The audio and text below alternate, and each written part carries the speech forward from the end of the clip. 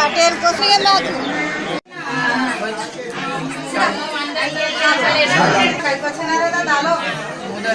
इधर देखो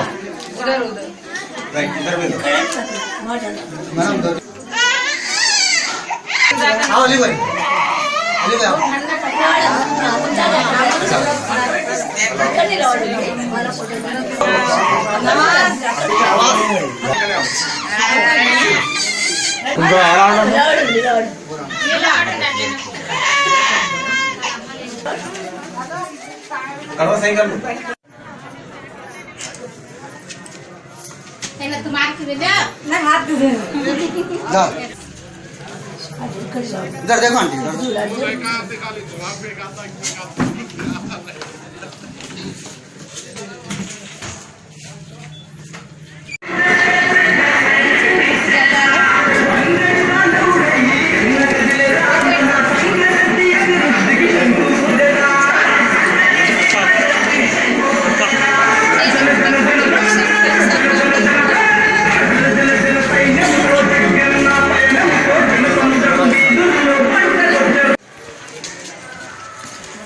गणपति सागर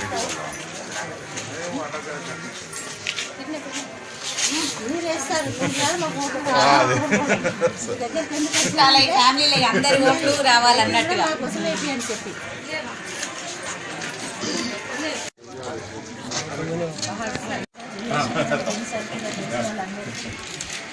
గెలిపియాలమ్మా ఈసారి ఖచ్చితంగా शेख मोनुद्दीन साहब है पापा का सुनो अभी होने में ये काम करना సంగారెడ్డి కాన్స్టిట్యున్సీలో ఎంఆర్ఎఫ్ కాలనీ కాంగ్రెస్ పార్టీ నుంచి ప్రచారం చేయడానికి వచ్చినాం. మరి ఇక్కడ ప్రజలందరూ కూడా స్వాగతం పలుకుతూ మరి జగ్గారెడ్డినే గెలిపిస్తామని ఒక నిదానంతో మళ్ళీ ముందుకు వస్తున్నారు వాళ్ళందరూ. చాలా ఎలక్షన్లు ఎందుకు వచ్చినాయో కూడా మాకు అర్థం కాలేదు. మరొక పని కూడా చేయలేదు. మళ్ళీ టీఆర్ఎస్ ప్రభుత్వం ఓట్లేమని అడగడానికి వస్తుంది కాబట్టి మేము నమ్మడానికి లేదు. ఈ రోజుల్లో గతంలో కాంగ్రెస్ పార్టీ చేసిన పనులే ఉన్నాయి, జగ్గారెడ్డి గారు చేసిన పనులే ఉన్నాయి తప్ప మీకేమీ జరగలేదు అనేది వాళ్ళు ఏకకంఠంతో చెప్తున్నారు. కాబట్టి ప్రజల్లో చాలా మార్పు వచ్చిందని మాకు అర్థమవుతుంది. ఎందుకంటే ఈరోజు కాంగ్రెస్ మేనిఫెస్టోలు చూసినా మరి జగ్గారెడ్డి గారి నాయకత్వానికి మరి ఇప్పుడు చేసిన ఎమ్మెల్యే నాయకత్వానికి కూడా వాళ్ళకి తేడా అనేది తెలిసింది. నాయకత్వం కూడా బలంగా ఉండాలి, పని చేస్తానంటే చేసి చూపెట్టే నాయకుడు కావాలి కానీ మాటలు చెప్పి తప్పించుకునే నాయకుడు మాకు వద్దని నాకు చెప్పడం జరుగుతుంది. ఈరోజు మేము కూడా చాలా ధైర్యంగా ప్రజలకు వెళ్ళిపోతున్నాం. ఎందుకంటే సింగూరు నీళ్లు తీసుకెళ్ళి మరి ఇక్కడ ఉన్న ప్రజలందరూ కూడా అన్యాయం చేసి తాగడానికి నీళ్ళు లేవు ఈరోజు. మరి గతంలో జగ్గారెడ్డి గారు మరి సంగారెడ్డికి నీళ్ళు రావడం 10 ట్యాంకులు కట్టి మరి సప్లై చేస్తే ఈరోజు నీళ్ళ చుక్క లేకుండా చేసిన ప్రభుత్వం టీఆర్ఎస్ ప్రభుత్వం. అలాగే సంగారెడ్డికి తీసుకొచ్చిన మెడికల్ కాలేజ్ సిద్దిపేట తీసుకుపోవడం అంటే ఎక్కడ కూడా న్యాయం జరగట్లేదు. సంగారెడ్డి జిల్లాను తీసుకుపోయి హైదరాబాద్ జోన్లో కలిపిండు. అది కూడా చాలా బాధాకరం. అంటే సంగారెడ్డిలో ప్రజలు బతకకూడదు, ప్రజలు కష్టాలతో ఉండాలని ఆలోచన చేసి ఇలాంటి రాజకీయ పరిణామాలని ప్రజలే చెప్తున్నారు. ఇప్పుడు విద్యార్థులు మరి ఇక్కడ చదువుకునే వాళ్ళు గవర్నమెంట్ స్కూళ్ళలో గవర్నమెంట్ కాలేజీలు చదువుకొని మరి ఇంటర్నేషనల్ స్కూల్లో చదివిన పిల్లలకి ఇక్కడికి చాలా తేడా ఉంటుంది. మరి జాబులు మరి హైదరాబాద్లో చదివిన పిల్లలకే వస్తాయి. మరి ఇక్కడ మా సంగారెడ్డి జిల్లా చదివిన పిల్లలకు మరి చాలా ఇబ్బంది అయితే నిరుద్యోగంగా ఉండిపోవాల్సిన పరిస్థితి ఉంటుంది. అంటే ఇంత కక్షపూరితమైన రాజకీయాలు చేయొద్దు. ఎందుకంటే ఉమ్మడి జిల్లాగా ఉన్న మెదక్ జిల్లా 3 జిల్లాలు కలిపి జోన్ చేసింటే మరి అందరు కూడా సమానంగా ఉద్యోగాలు వచ్చే పరిస్థితి ఉండేది. ఇప్పుడు ఆ విధంగా కూడా సంగారెడ్డి జిల్లా అన్యాయం చేసిండ్రు.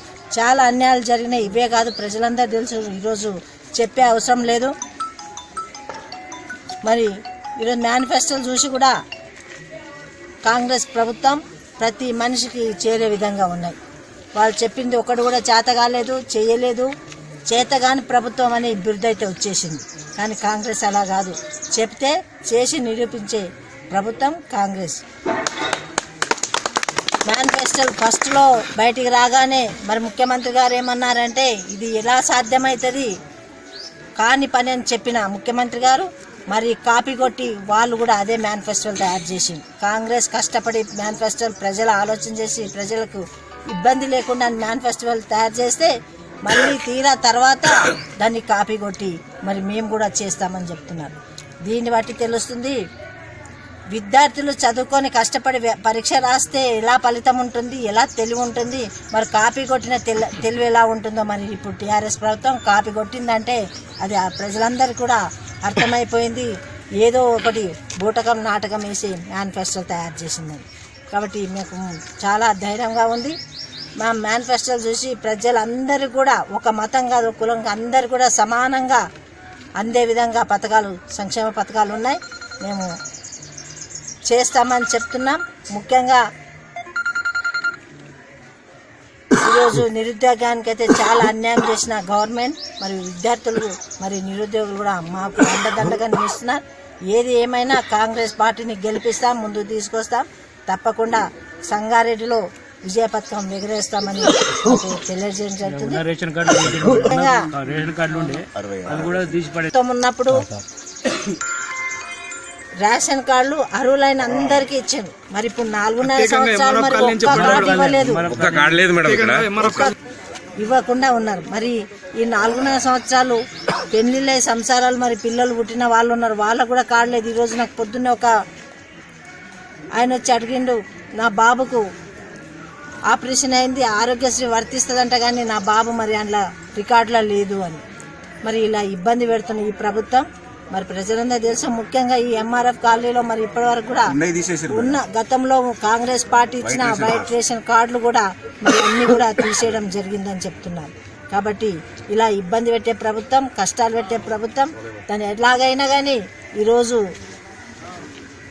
గద్దె దింపే కార్యక్రమంలో ప్రజలందరూ ఉన్నారు. మీరందరూ కూడా ధైర్యంగా ఉండే దమ్ము ధైర్యం ఉన్న నాయకుడు జగ్గారెడ్డి గారు. తప్పకుండా మీరు గెలిపిస్తే మీ సమస్యలు కానీ మీకు ఎలాంటి ఇబ్బంది ఉన్నా నేనున్నానని ముందుకు వచ్చే నాయకుడు. ఎగ్జాంపుల్ మొన్ననే ఎంఆర్ఎఫ్ కంపెనీలో కూడా మరి కార్మికుడు చనిపోతే మరి పోయి ధైర్యంతో మరి మేనేజ్మెంట్తో మాట్లాడి టీఆర్ఎస్ వాళ్ళు ఏం చెప్తున్నారంటే జగ్గారెడ్డి గారు ఫోన్లు గలవరు అని. కానీ ఫోన్ల గలవకుండా పనిచేసే నాయకుడు, ఆపదలు అంటే వచ్చి ఆదుకునే నాయకుడు.